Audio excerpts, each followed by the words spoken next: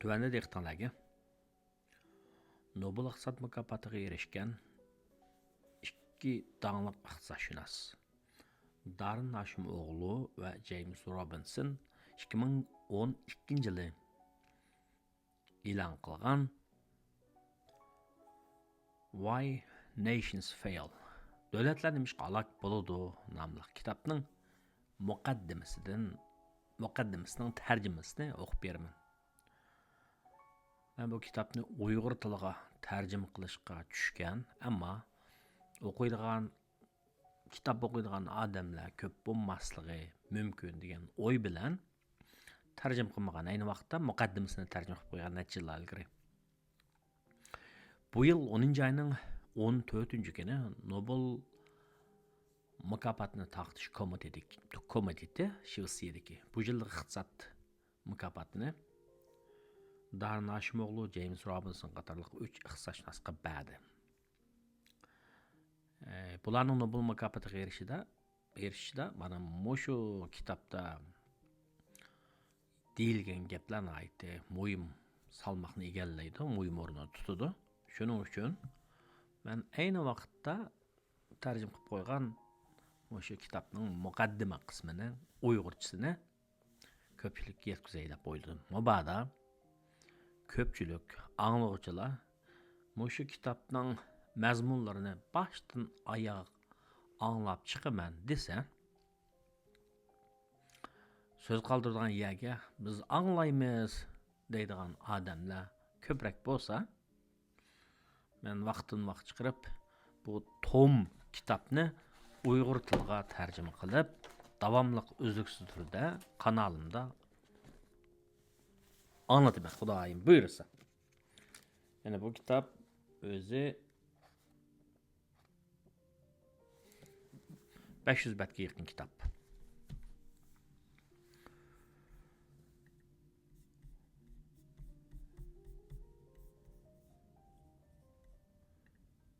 Xo'sh, unda bo'lsa asosiy mazmunga kelaylik. Davlatlar nimishqa halok bo'ladi? İngilizcedan tarjima. Kitobning kichik mavzusi kuch, gullanish va nomrodlikning manbalari haqida. Muqaddima. Qo'lingizdagi bu kitob zamonimizdagi Amerika, Angliya va Germaniyaga o'xshash boy davlatlar bilan Tuvanki Sahara Afrikasi, Markaziy Amerika va Janubiy Osiyodagi nomrod davlatlarni ayirib turadigan kirim va turmush saviyasining g'oyat zo'r farqlari haqidadir. Biz ushbu kitobning muqaddimasini yozayotgan paytda Shimoliy Afrika va O'rta Sharq Arab bahoridan silkinayotgan chog' bo'lib, Yasmin inqilobi deb atalgan bu harakatning piltisiga o't tutashdig'ini 2010 yılı 17 dekabrda Tanzikash Muhammad Buazizning o'zini ko'ydirib olishiga qarata ommaning qaynab tashgan g'azbi bo'ldi. Natijada 1987 yildan buyon Tunisga hukmron bo'lib kelgan prezident Zina al-Abidin bin Ali 2011 yil 14 yanvarda taxtdan tushdi. Shundaqdami xalqning g'azabi bo'shashmaslikning aksicha texmi ulg'uyib, Tunisning hokimiyatli qatlamidagi yuqori qatlam sinfga qartildi va g'azab yalqini O'rta Sharqning boshqa yerlariga taraldi. Misrni 30 yildan buyon temir mushti bilan idora qilib kelgan Hosni Muborak 2011 yili 11 fevralda hokimiyatdan o'g'litilib etildi. Biz mazkur kitobning muqaddimasini yozayotgan mushchaqlarda Bahrayn, Liviya, Suriya va Yamandagi hokimiyatlarning qismati texna ma'lum. Bu davlatlardagi norozilikning yildizi bu xalqlarning nomrod bo'lganligida. Vakillik xarakterga ega bir Misrlikning kirim saviyasi vakillik xarakterga ega bir Amerikalikning kirimining 12% ga teng bo'lib, uning umri ham shu Amerikalikdan 10 yil qisqa. Misr nufusining 20% ashaddiy nomrodlikda yashaydi. Gerçi Amerika bilan solishtirganda bu farqlar ko'rinarli bo'lsa-mu, Ammo nüfusning yarmidan ko'pragi namratlikda yashaydigan dunyodagi eng namrat davlatlar sanaladigan Shimoliy Koreya, Sierra-Leone va Zimbabvega solishtirganda nazarga og'dak darajada emas bu farqlar. Undaqda Misr Amerikaga solishtirganda nima ish bo'yicha namrat? Misrning gullanishini bo'g'ib qo'yayotgan chaklimlar zodi nima? Misrdagi namratlik o'zgarmamdi. Uni tal to'kis yo'qotqilib bo'lmamdi. Bu haqda o'ylanganda avval Misrliklarning o'zlari duch kelayotgan masalalar haqida va ularning nima ish qo'zg'alib Muborak hokimiyatiga qarshi chiqqanligi haqida nima deyishayotganliklariga qarash mantiqlidir. Tahrir maydonida namoyish qatnashgan Qohiradagi ilonchilik shirkatida ishlayotgan 24 yoshli Noha Hamid o'z qarashini bunday bayon qildi. Biz cheriklik, zulm va nachar ma'rifning ziyni uchirdik. Biz o'zgartirmasi bo'lmaydigan cherik bir tuzumda yashayapmiz. Maydondagi namoyishlardan bo'lgan yana bir yosh dorigarlik kasbini o'qiyotgan 20 yoshli Musab al-Shamimo bu qarashini tasdiqlab mundaq deydi.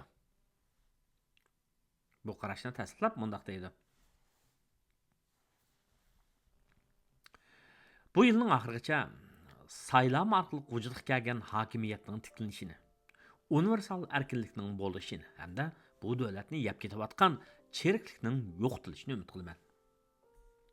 Tahrir maydonidagi namoyishlarning hammasi birdek hukumatning cherikligi, ommaviy mulozimatlarning qisligi ham bu davlatda mavjud fursatlardagi odillikning kamchiligi haqida o'xshash savdo chiqarishdi.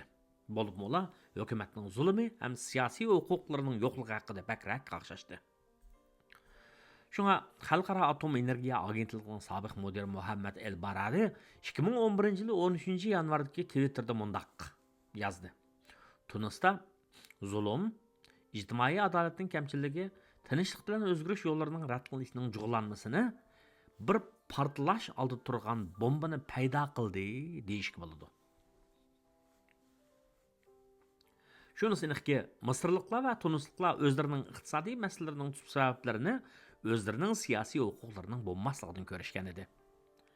Namoyishchilar o'zlarining talablarini sistemlik shaklda ifodalashga boshlagan chaqda, yumshoq detal injener ham blog yozuvchisi Misrdagi bu qadimgi namoyish harakatining rahbarlarining biri bo'lib ko'zga ko'rinishga boshlagan Wail Hal tarafidan o'tirib qo'yilgan 12 talabning hammasi siyosiy islohotga markazlashgan edi. Eng tuvan ish haqini yuqori ko'tarishga bo'lgan talab faqatla keyinchalik ijro qilingan o'tkinchi talablarning birisi bo'lgan edi. Misrliklarga nisbatan aytganda, ularni olg'a bostirmayotgan narsalar iqtidorsiz ham chirik hokimiyat. Kishilar o'zlarining talantini, g'oyasini, ijodkorligini joriy qildira olmaydigan, ham xohlagan ma'rif tarbiyasini qabul qilg'izmaydigan jamiyat edi. Lekin ular bu masalalarning tub yildizining yanada siyosiyga bog'lanish ekanligini to'nib yetgan bo'lib, ular duch kelayotgan barliq iqtisodiy to'sqinliklar Misrdagi siyosiy huquqning ijro qilinish usuli va uning az bir o'chum sarxillar tarafidan monopol qilinishi tufaylidan edi. Misrliklar oldi bilan mana mushularning o'zgarishning kerakligini tushunishadi. Garchi Tahrir maydonidagi namoyishchilar buningga ishonishsa-mu, yanada bu masala haqidagi an'anaviy farosatni yig'ib ketishdi. Misrga o'xshash bir davlatning nimishqa namrat ekanligining sababi haqida fikr yuritganda, ko'plagan ilm odamlari va obzorchilar tubdan o'xshashmaydigan omillarni sabab qilib ko'rsatishyapti. Ba'zilar Misrning namratligining sababini jug'rofiylik omil tarafidan belgilanganligini ta'kidlashib, bu davlatning ko'p qismining qumliq ekanligi, o'l yig'inining ozligi, uning tuprog'i va klimatining yezigligini rivojlantirishga mos kelmaydiganligini sabab qilishadi. Boshqalar bo'lsa, Misrliklarning madaniyat xususiyatlarining iqtisodiy taraqqiyot va gullanishga do'stona emasligidan deyishadi. Misrliklar yana deyishadi. Ya'ni ular ro'noq topgan boshqa xalqlarga o'xshash xizmat axloqiy va madaniyat alayliklarini hozirlamagan. Aksicha iqtisodiy gullanish bilan sig'ishmaydigan islom aqidasi bilan ish ko'rganligidan talash tortishma qilishadi. Üçüncü bir xildagi qarash, ya'ni iqtisodshunoslar va siyosiy kuzatuvchilarning orasida hokimlik o'rnida turgan qarash bo'lib, ular Misrni idora qiluvchilar bu davlatni ro'noq topqizish uchun nimalarning lozimligini bilishmaydi. Ular noto'g'ri siyosat va unumsiz strategiya qo'llanib kelishdi. Agar hokimiyatni idora qiluvchilar aqllarni to'g'ri maslahat olsa, hamma ish tuziladi, gulinish borliqqa keladi deb qarashadi. Bu ilm odamlari va siyosiy kuzatuvchilarga nisbatan aytganda, Misrni idora qilayotgan bir o'chum kishilarning butkul avomning qon tari badaliga o'zini samartayotganligidek pakt bilan davlatning iqtisodiy masalalarini bog'lab tushunish munosabatsizroq ko'rinadi. Biz bu kitobda Misrning ilm odamlari va siyosiy kuzatuvchilarning emas, balki tahrir maydonidagi namoyishchilarning qarashining to'g'ri ekanligini muayyanlashtiramiz. Amaliyotda Misrning bu darajada namrat bo'lishi dal bu davlatni idora qiluvchi bir o'chum atalmish sarxillarning jamiyatni keng xalq ammasining manfaatini qurbon qilish badaliga o'zlarini samartish uchun xizmat qiladigan shaklda tashkillab idora qilgandir. Siyosiy huquq tar doirada markazlashgan bo'lib, uningga ega bo'luvchilarni mislsiz boylikqa ega qilish uchun, ya'ni sobiq prezident Mubarakning 70 milliard dollar qiymatidagi boylikni to'plash uchun ishlatilgan. Bu yerda ziyon tortuvchilar, ya'ni yo'qotuvchilar keng Misr xalqi bo'lib, ular bu nuqtani bak yaxshi tushunishgan. Biz Misrning namratligining sababi haqida bu xil tushuntirishlar va xalqning tushuntirishlarini bayon qilish orqali o'qirmanlarni namrat davlatlarning nemishqa namratligi haqida umumyuzlik bo'lgan bir xil tushuntirish bilan ta'minlaymiz. Biz yana mayli Shimoliy Koreya bo'lsin, Sierra va yoki Zimbabve bo'lsin, bu namrat davlatlarning namrat bo'lishining sababining Misrning namrat bo'lib qilish sabablari bilan o'xshash ekanligini ko'rsatib o'tamiz. Buyuk Britaniya va Amerika Qo'shma Shtatlarining boy bo'lishiga sabab ularning fuqarolari huquqni kontrol qilib olgan bir o'chum kishilarni ag'dirib tashlab, siyosiy huquq kengroq doirada taqsimlangan, hukumatning mas'uliyati surishtirilgan, fuqarolarga quloq beradigan, keng xalq ommasi iqtisodiy fursatlardan foydalanadigan jamiyatlarni barpo qilishganliklaridandir. Bugungi dunyoda nemish shuncha ko'p tangsizlikning mavjudligini tushunish uchun o'tmishga beqib, jamiyatlarning tarixiy o'zgarishlarini tadqiq qilish kerakligini ko'rsatib o'tamiz. Biz Britaniyaning Misrga qaraganda boy bo'lishining sababiga baqqanimizda, Britaniyada, ya'ni to'g'risini aytganda Angliyada 1688-yili butun mamlakatning siyosiy va iqtisodini o'zgartgan inqilobning yuz berishi va buning natijasida sanoat inqilobining barliq keltirgan butunlay o'xshamagan siyosiy iqtisodiy yo'nalishning barliq ekanligini ham ko'ramiz. Sanoat inqilobi va u barliq keltirgan texnika ayni chog'da Misrga taramagan. Chunki u chog'da Misr Osmoniya imperatorligining kontrolida bo'lib, Osman imperiyasining Misrga tutgan pozitsiyasi xuddi keyingi chaqlarda Misrni idora qilgan Muborak jamiyatining pozitsiyasi bilan o'xshash bo'lgan. Napoleon Bonaparte 1798-yilda Osman imperatorligining hukmronligini ag'dirib tashlagan bo'lsa-mu, ya'ni Misrdagi. Ammo Misr xuddi Osman imperatorligiga o'xshash Misrning gulinishi haqida qilch ko'yinish bo'lmagan Britaniya mustamlikchilarining kontroliga tushgan. Garchi Misrliklar Osmoniya va Britaniya imperatorligining iskanchisidan qutulgan bo'lsa-mu, hamda 1952-yili podshohlik tuzumini ag'dirib tashlagan bo'lsa-mu, ammo bu inqiloblarning hech qaysisi 1688-yili Britaniyada yuz bergan inqilobdek uzil-kesil bo'lmagan. Misrning siyosiy tuzumini tubdan o'zgartirishning o'rniga xuddi Osmoniya va Britaniya imperiyasidek Misrning avom fuqarosining holi bilan kori bo'lmaydigan, ya'ni bir o'chum kishilarni hokimiyat beshiga olib chiqqan. Natijada Misr jamiyatining asosiy qurilmasida hech o'zgarish bo'lmagan va shu vajdan Misr namrat qolgan. Biz bu kitobda vaqtning to'xtovsiz eqinida bu qiliblarning qanday qilib o'zini takror paydo qilib bo'lganliklarini, ba'zilarining 1688-yildagi Angliya va 1789-yili inqilob yuz bergan Fransiyada o'zgartirilganliklarini o'rganamiz. Bu bizning agar Misrdagi ahvolda shu topning o'zida o'zgarish bo'lsa, Hosni Muborakni ag'dirib tashlagan inqilobning Misr fuqarolariga gulinish ilib keladigan, usti qurilmani barliq keltira oladigan yoki keltirilmaydiganligini tushunishimizga yordam berdi. Misrda o'tmishda yuz bergan inqiloblarning hech qaysisi Misrga o'zgarish elib kelgani yo'q. Chunki inqilobni qo'zg'ab g'alab qilganlar burunqilarni hokimiyatini ag'dirib o'tgandan keyin o'zlari huquq o'tkazilib, yana burunqi o'xshash ko'ni tuzumni qaytadan barpo qilishgan. Oddiy fuqarolar uchun aytganda, haqiqiy siyosiy kuchga ega bo'lib, jamiyatning qanday aylanishini o'zgartirish haqiqatan ba'zi mushkuldir. Shundaqdimi uning mumkinchiligi bor. Ham biz u xil o'zgarishning Angliya, Fransiya va Amerika Qo'shma Shtatlarida ham yana Yaponiya, Botsvana va Braziliyada qanday yuz berganligini ko'ramiz. Tek-tektinib aytganda, bu namrat jamiyatni boy jamiyatga aylantirish talab qilingan bir xil siyosiy o'zgartishdir. Bu ishlarning Misrda yuz berishiga boshlaganiga oid dalil isbotlar bor. Tahrir maydonidagi yana bir namoyishchi Rida Metvali mundaq deydi.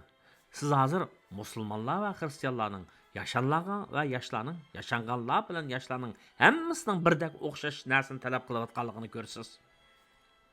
Biz boshqa siyosiy o'zgartish harakatlarining muvaffaqiyatli bo'lishida mana bu shundaq jamiyatning hamma sohasidan birdek keng doiralik yo'sinda yangragan sadoning muhim rol o'ynaganligini ko'ramiz. Agar biz bu xil o'zgarishlarning qachon va nimishqa yuz berganligini tushunsak, u holda biz bu xil harakatlarning xuddi burun mag'lub bo'lgan boshqa harakatlardek qachon mag'lub bo'lganligini va qachon ularning g'alabiyatga erishib millionlagan odamlarning holatini yaxshilash mumkinligi haqida yaxshiroq baho bergudak holatga yetamiz.